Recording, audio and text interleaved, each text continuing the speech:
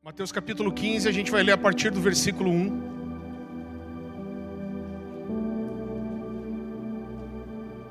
A palavra do Senhor diz assim: Então alguns fariseus e escribas vieram de Jerusalém até Jesus e perguntaram: Por que os seus discípulos transgridem a tradição dos anciãos? Pois não lavam as mãos quando comem. Jesus, porém, lhes respondeu: Por que vocês também transgridem o mandamento de Deus por causa da tradição de vocês? Porque Deus disse: honra teu pai e a tua mãe, e quem maldisser o seu pai e a sua mãe seja punido de morte. Vocês, porém, dizem que se alguém disser a seu pai e a sua mãe: ajuda que você poderia receber de mim é oferta ao Senhor, esse não precisará mais honrar os seus pais. E assim vocês invalidam a palavra de Deus por causa da tradição de vocês. Hipócritas! Bem profetizou Isaías a respeito de vocês, dizendo: Esse povo me honra com os lábios, mas o seu coração está longe de mim. Em vão me adoram, ensinando doutrinas que são preceitos humanos. E convocando a multidão, Jesus disse: Escutem e entendam, o que contamina a pessoa não é o que entra pela boca, mas o que sai da boca. Isso sim é o que contamina a pessoa. Queridos, a primeira coisa que Jesus está denunciando aqui é que havia uma troca sendo feita. Ele fala que há uma troca, as coisas que realmente eram de Deus, as coisas que realmente eram santas, aquilo que realmente era mandamento, aquilo que realmente era verdade, estava sendo trocado por regras humanas ou tradições de homens. Se a gente voltar um pouco o texto, a gente vai ver que essa é a primeira vez que Jesus é mais duro com os fariseus, chamando eles de hipócritas mesmo. E o motivo da indignação de Jesus é porque Jesus denuncia aqui aquilo que exatamente se tornaria a marca dos religiosos e dos fariseus, que era a incoerência em relação àquilo que era falado, declarado e aquilo que estava de verdade no coração. Então o que Jesus está falando é que esses homens, apesar de terem uma aparência de piedade, apesar de terem uma aparência de santidade, apesar de terem uma aparência de devoção, uma aparência de verdade, nenhuma dessas coisas era, na verdade, condizente com a realidade interna. O que Jesus está denunciando é que aquilo que se via por fora não era condizente com a verdade do coração. Como o marido que dá flores para a esposa toda semana, mas tem uma amante. O que Jesus está ensinando é que quando não há um conhecimento verdadeiro de Deus, mas apenas da tradição, você pode até cumprir regras, você pode até ser religioso, você pode até ter uma obediência ritual, mas apesar disso ser sim um tipo de obediência, isso nunca vai ser recebido por Deus como uma manifestação de adoração. Então é por isso que Jesus inicia a conversa falando sobre lavar as mãos e sobre honrar o pai e a mãe, mas rapidamente ele direciona a conversa para a falta de compreensão em relação à verdadeira adoração. Uma coisa que eu quero mostrar para você é que o que Jesus está denunciando não é necessariamente o mal do ritual. O ritual não é mal em si. A gente se engana se o simples fato da gente ter alguns rituais, isso seja um mal em si mesmo. Quando a Bíblia fala em Mateus 6,6, entra no teu quarto, fecha a tua porta, fala com teu pai em secreto, teu pai que te vê em secreto te responderá. Quando nós repetimos isso vez após vez, isso se torna um ritual. Então o problema não está exatamente no ritual. A gente vinha aqui semanalmente prestar o nosso culto ao Senhor, isso é um ritual. Você, toda vez que você cultua a Deus, você ofertar, honrar o Senhor com seus bens, isso fala de um ritual. Levantar as mãos toda vez que você adora, se prostrar, isso faz parte de um ritual de devoção e de um ritual de culto. Então, na verdade, o problema ele não está no ritual, mas essas coisas só têm valor se isso expressar uma verdade que está no coração. Então, o que Jesus, mais uma vez, o que Jesus está denunciando é a incoerência entre aquilo que era visto fora e a realidade interna. Agora, existem, queridos, rituais, que é aquilo que a gente chama de uma liturgia do coração. Então, quando nós temos uma vida devocional secreta, constante, quando nós mantemos os nossos olhos puros, quando a gente mantém sempre uma atitude perdoadora, quando nós procuramos sempre ter diante de Deus um coração quebrantado, e nós temos isso como hábito, como constância, isso é um ritual e é uma liturgia que muitas vezes os homens não vê, mas Deus vê. Escondido dos homens, mas explícito para Deus. E o que Jesus está ensinando aqui é que a liturgia do coração, ela precisa estar alinhada com a liturgia interna para que isso realmente agrade a Deus. Quando Jesus fala com os fariseus, ele está na verdade citando um texto de Isaías, Isaías 29:13, que diz assim: o Senhor disse: visto que esse povo se aproxima de mim, com a sua boca e com seus lábios me honra, mas o seu coração está longe de mim, e o seu temor para comigo consiste em mandamentos de homens que maquinalmente aprendeu. Então é muito pesado, porque Isaías disse essas palavras 800 anos antes. E o que Jesus está dizendo é que as gerações vão passando, os séculos vão passando, mas o homem permanece com uma tendência de substituir aquilo que é verdadeiramente espiritual por aquilo que é humano. Jesus usa o Isaías, aliás, usa uma palavra muito interessante. Ele fala daquilo que foi aprendido maquinalmente, ele quer dizer de forma mecânica. Ele está dizendo: olha, vocês fazem coisas porque vocês veem os outros fazendo, porque vocês aprendem que é o que deve ser feito, vocês repetem o levantar de mãos como os outros, porque vocês não querem ser considerados pessoas não espirituais, mas na verdade isso é mecânico, não é a vida. A devoção verdadeira simplesmente saltando para fora, é fumaça de incenso sem perfume. A grande verdade é que Deus não vai se impressionar com a fumaça que a gente faz fora, se aquilo que está queimando dentro cheira mal. Então a verdadeira devoção, a verdadeira adoração, o verdadeiro temor havia sido substituído por uma forma mecânica de expressar uma inverdade. Então Jesus vai dizer: bem profetizou Isaías a vosso respeito, esse povo me honra com os lábios, mas o seu coração está longe de mim e em vão me adoram. Jesus está dizendo: a loucura de vocês era a mesma loucura dos dias de Isaías. Se a gente for para o dicionário e a gente vê o que significa algo que é vão, Jesus fala: a adoração de vocês é vã. Isso fala de algo que é vazio, sem valor, ilusório, enganoso, falso, e que se baseia na aparência de mentiras. A palavra original usada aqui é a palavra matem. E é muito interessante, porque quando você vai num dicionário de hebraico, de grego, essa palavra fala de vários aspectos diferentes do nada, ou daquilo que é enganoso. E no Antigo Testamento, principalmente, essa palavra vai ser usada normalmente quando é falada da rejeição dos homens às exigências de Deus a respeito deles. Então, essa falsa adoração, ela demonstra, na verdade, uma rejeição daquilo que é verdadeiro. Então olha como isso é pesado. Jesus está dizendo que aqueles homens não só apresentavam uma adoração que era mecânica, que foi aprendida como uma cópia de algo que é verdadeiro, mas que ela era falsa, vazia, enganosa. E o que Jesus está dizendo é: a adoração que vocês oferecem demonstra a falta de revelação e a resistência que vocês têm àquilo que Deus deseja de vocês.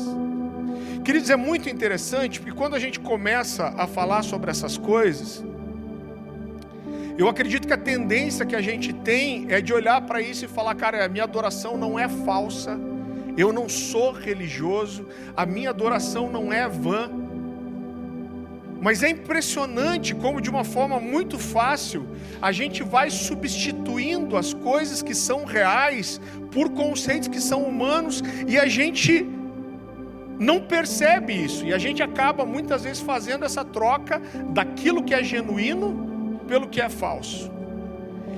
Então, eu quero mostrar uma coisa para você que acontece com muita frequência, tão sutil. Você provavelmente já ouviu alguém dizendo que a adoração prepara o coração das pessoas para a mensagem. Você já ouviu isso? Isso é uma coisa muito comum de dizer. Não, nós precisamos adorar, porque a adoração prepara, quebranta, prepara o solo, prepara o coração das pessoas para ouvir a palavra. Então a gente entende dentro disso que a palavra, a pregação, é a parte mais importante do culto. Faz tanto tempo que eu viajo ministrando, o pessoal tem alguém fazendo barulho, ou com uma garrafa, ou com um copo. Eu queria só pedir uma ajuda, porque isso vai vazar tudo no microfone. Me deem uma ajuda, por favor. Né? Talvez em outro momento a gente não se importasse, mas eu preciso de uma ajuda de vocês. Então faz tanto tempo que eu viajo ministrando, e é muito comum eu chegar em alguma igreja e alguém dizer assim: pastor, eu já pedi para o pessoal da adoração tocar 2 ou 3 músicas só, porque a gente quer aproveitar você aqui e nós queremos receber a palavra. Eu sei que isso não é por mal, e existe uma boa intenção por trás disso. Agora eu quero mostrar para você, é claro que eu não estou minimizando a importância da pregação, esse inclusive é o meu chamado, eu cantando. Como dizia um amigo meu, dá até a dó de Jesus. O meu chamado é ensinar a palavra de Deus, então eu não estou menosprezando a palavra, mas o que eu quero mostrar para você é que a gente está mudando algumas coisas de lugar, e às vezes nós temos algumas coisas que parecem espirituais, mas na verdade não passam de regras humanas e de distorções. Eu digo para vocês sem medo, se a gente tiver um culto aqui de domingo, aonde a adoração se estende, e se estende, e de repente por algum motivo, como já aconteceu, a gente não tem ministração de palavra, eu garanto para você que um monte de gente vai sair frustrada, um monte de gente vai sair ofendida, vão falar mal da gente, vão dizer que a gente não dá valor à palavra. E eu não estou falando isso para dizer que a gente vai ter culto aqui, a gente não vai pregar, né, que eu vou substituir uma coisa pela outra. Não se preocupe, não é isso. Eu também não estou dizendo que a gente deve fazer um culto de domingo e não ter pregação só para a gente ser os diferentões. Mas se a gente tiver um culto aqui onde tenha só adoração e não tem ministração da palavra, muitas pessoas vão sair ofendidas. E dentro disso eu não tenho medo de dizer para você que essa ofensa não passa de regras e tradições de homens. O fato de você não estar aberto a prestar um culto onde não tem uma ministração de palavra, isso mostra o quanto a gente tirou as coisas de lugar. Queridos, vamos entender o que é culto. A primeira coisa que a gente precisa fazer é ir para um dicionário e tentar entender o que é culto. Eu amo ir para o dicionário. Eu costumo dizer que o dicionário ministra mais do que muitos pastores aí. Então, segundo o dicionário Hawais, culto significa reverência a uma divindade, veneração, paixão intensa por alguém ou por algo. Então a gente precisa entender que quando nós falamos de culto, nós não saímos da nossa casa para assistir um culto, nós não saímos de casa para estar num culto, mas nós devemos sair de casa para prestar coletivamente o nosso culto a Deus. A gente precisa entender, e eu não estou dizendo que é errado você vir para cá na expectativa de receber uma palavra, de ser ministrado, de ser tocado, de ter comunhão com os irmãos. Você deve continuar tendo essa expectativa, mas a gente precisa entender que na sua essência, cultuar fala de entregar algo e não de receber alguma coisa. Então, se você sai da sua casa para cultuar, você deveria em primeiro lugar estar saindo para entregar algo para alguém que é o motivo do seu culto. Você está me entendendo? Agora, a gente entende, querido, que dentro do nosso ministério, dentro do nosso sacerdócio, existem 3 níveis de ministração. O primeiro nível de ministração, e o mais importante, o que torna todas as outras coisas possíveis, é ministrar ao Senhor.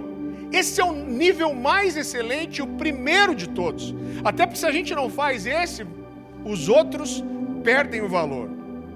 Em segundo lugar, é ministrar aos santos. Às vezes as pessoas colocam o evangelismo antes aqui, mas quando a gente vai olhar para o Novo Testamento, a gente vai ver que a igreja era sempre priorizada, né? Então, Paulo vai falar para Timóteo sobre primeiro os domésticos da fé, primeiro os de casa, né? Quando a Bíblia vai falar sobre ajudar as viúvas, por exemplo, aí a Bíblia fala aquelas que são verdadeiramente viúvas. Você vai entender o que ele está dizendo.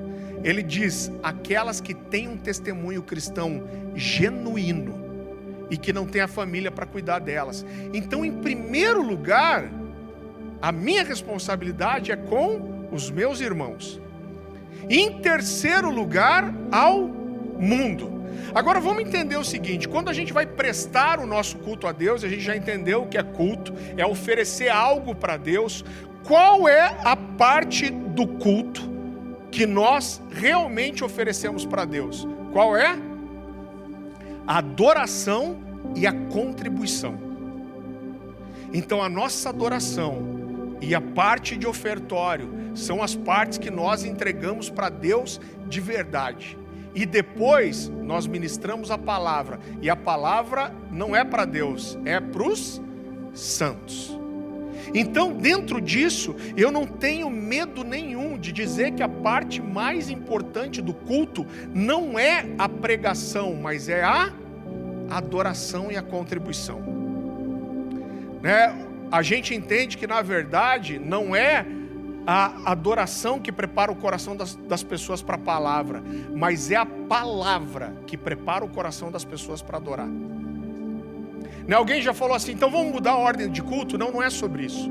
Mas quando eu ministro a palavra, eu ajudo as pessoas a serem bíblicas e serem imitadores de Cristo de verdade. Eu ensino o que Jesus espera delas, e quando essa verdade está na vida delas, elas conseguem também oferecer uma adoração que é verdadeira.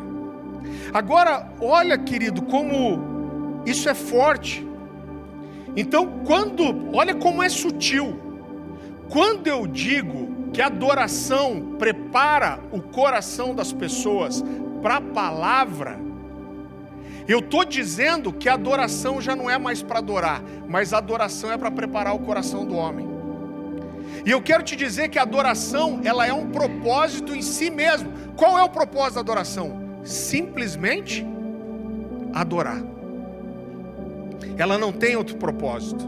Parece uma coisa muito simples, mas quando eu digo que a adoração não é mais para Deus e para adorar, mas é para preparar o coração do homem, de uma forma muito sutil, eu estou tirando Jesus do centro da adoração e estou colocando o homem. E nesse momento eu já baguncei tudo. Eu peguei a essência, a verdade, e eu tirei Jesus do centro e coloquei o homem. Sabe o que é isso? Regras de homens. Sabe o que é isso? É substituir o verdadeiro pelo falso. A adoração já não é mais para o coração de Deus, mas a adoração é para o coração do homem. Nós arrancamos Deus do centro e colocamos o homem no lugar. Você sabe, eu estava conversando com o Diego esses dias, e eu estava lendo um texto de Levítico, se eu não me engano, quando Deus dá uma canção para Moisés, e ele fala assim: vocês vão cantar essas canções, e vocês vão repetir essa canção, e repetir essa canção, e essa canção falava sobre a obediência e a bênção, e a desobediência e as consequências. E Deus dizia assim: vocês vão ensinar essas canções para as gerações, porque quando vocês me desobedecerem, isso vai ser um memorial contra vocês. É tão importante para a gente estar gravando esse material hoje, porque são canções que nasceram aqui, queridos. Que nasceram aqui nas salas de oração, que nasceram aqui durante os cultos, que nasceram quando a gente estava numa roda em casa adorando ao Senhor. Por quê? Porque isso fala de uma verdade do coração. E hoje eu entendo, e eu não quero escandalizar você, mas que em alguns aspectos, aquilo que nós cantamos, talvez tenha uma capacidade maior de estabelecer doutrina no coração da igreja do que até o que a gente prega. E é por isso que Deus diz para Moisés: cantem isso aqui, vocês vão repetir, porque o dia que vocês me desobedecerem, ninguém vai poder dizer que não sabia. Deus não fala, prega isso aqui toda semana. Ele fala, ensina o povo a cantar. Então eu vejo que essas canções nasceram daquilo que a gente vive, das coisas que são colunas para nós e das coisas que Deus fala conosco e daquilo que nós pregamos.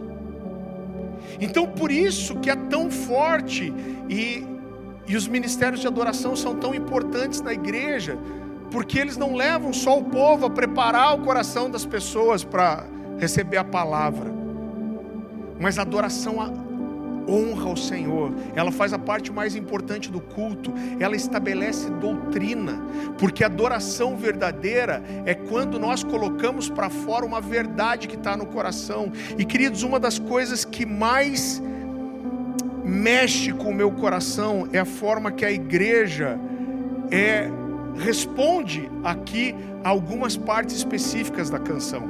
Eu quero explicar para você o que eu quero dizer.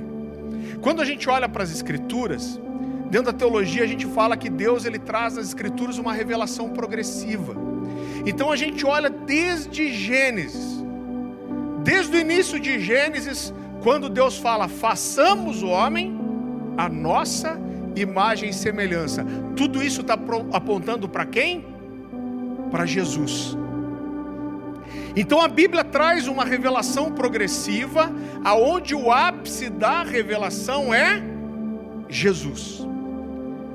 Quando a gente vai aprender sobre homilética, sobre a pregação, a gente vai aprender a mesma coisa, que a pregação, o ensino da doutrina, ele tem uma construção, e o ápice disso é quando você vem construindo e você traz uma revelação e uma verdade bíblica e você leva as pessoas a tomarem uma decisão. Esse é o ápice, a construção da doutrina, até onde você leva um ensinamento, uma revelação que leva a uma resposta. E eu quero que você entenda que as canções não são diferentes. Quando a gente canta uma canção, e tem coisa que é cantada na igreja que não deveria ser cantada, porque elas falam do homem, mas quando a gente traz uma canção de adoração, nós vamos exaltando algum aspecto de Deus, nós vamos exaltando alguma verdade das Escrituras, e nós vamos construindo isso até chegar o ápice que traz um entendimento ou a complementação de uma declaração de amor. E normalmente isso acontece quando? No refrão da música. Então por isso a gente precisa ter essa liberdade de entender que o refrão da música não é só a parte mais bonitinha da música ou a parte mais fácil de cantar, mas o refrão fala do complemento de uma revelação, ou do complemento de uma expressão de amor, o complemento de uma declaração de adoração. Você entende isso? E uma das coisas que mais mexem com o meu coração é perceber como a igreja às vezes pega fogo aqui no refrão da música. Por quê? Porque a parte que a gente decora fácil? Não. Porque eu entendi o que eu estou construindo cantando.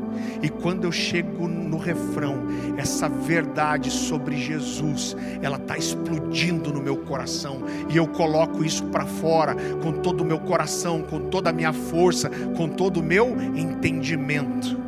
Eu entendo o que eu estou cantando. Então, querido, tudo isso fala da nossa compreensão sobre adoração. E eu sei que a gente pode ter uma discussão muito longa sobre isso, e se a gente pegar aqui, talvez 10 pastores, cada um vai dizer algo diferente sobre o que é adorar em espírito e em verdade. E eu não estou querendo bater o martelo, eu não estou querendo dizer que eu sei o que outros não sabem, mas eu acredito que, de uma forma muito simples, entender o que é adoração em espírito e em verdade. A primeira coisa que eu entendo quando a gente olha para o Novo Testamento, principalmente Paulo fala muito sobre isso, Romanos vai falar muito sobre isso, sobre a carne que milita contra o espírito contra a carne. Então a primeira coisa que eu acredito que só consegue adorar em espírito quem é espiritual. E isso fala de uma vida verdadeira, genuína. Isso fala de ser de verdade. E eu acredito de todo o meu coração que adorar em verdade é exatamente o que Jesus estava dizendo que essas pessoas não tinham. Existia uma incoerência entre aquilo que saía dos lábios e aquilo que estava no coração. Ele diz: com a boca vocês me honram, mas o coração está longe de mim. Então eu acredito que adorar em verdade é que quando eu abro a minha boca e eu faço uma declaração, isso expressa a verdade que está no meu coração. É a verdade viva, ativa aqui dentro, saltando para fora. Então quando a gente fala do som de uma casa, e a gente quer registrar isso aqui porque a gente quer ter zelo pelo que Deus tem nos dado, mas na nossa reunião ali antes de vir para cá, o pessoal não se preocupa com a gravação. Não é isso. Não é isso que é importante.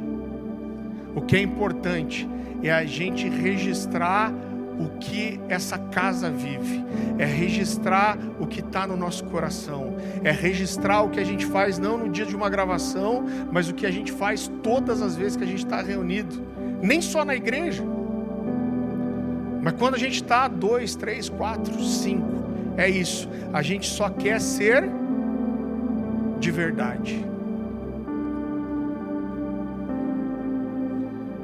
A gente só quer ser de verdade. A gente pregou tanto aqui sobre a volta triunfante de Jesus. Jesus como rei que vai chegar em Jerusalém, agora não montado em cima de um jumentinho, mas como diz Zacarias, ele vai pisar os seus pés no Monte das Oliveiras, no mesmo lugar que ele subiu, e ele vai partir aquele monte ao meio, e ele vem montado num cavalo branco, e ele tem as vestes sujas de sangue, porque ele vai julgar as nações, e na sua boca há uma espada afiada, os seus olhos são como chamas de fogo, e ele vai reinar fisicamente em Jerusalém, e as nações subirão para se prostrar diante dele. Então a gente ensinou tanto isso, e eu vejo que toda vez que a gente fala sobre Jesus reinar, sobre ele ser o Senhor, sobre ele ser homem, mas ser Deus, sobre ele reinar fisicamente em Jerusalém, a igreja pega fogo. Por quê? Porque houve o entendimento, houve uma revelação, e isso queima no nosso coração, e quando a gente canta algo que é verdade para nós, o incenso perfumado sai, e é isso que o Senhor recebe com perfume suave e agradável. A gente tem mais 2 canções.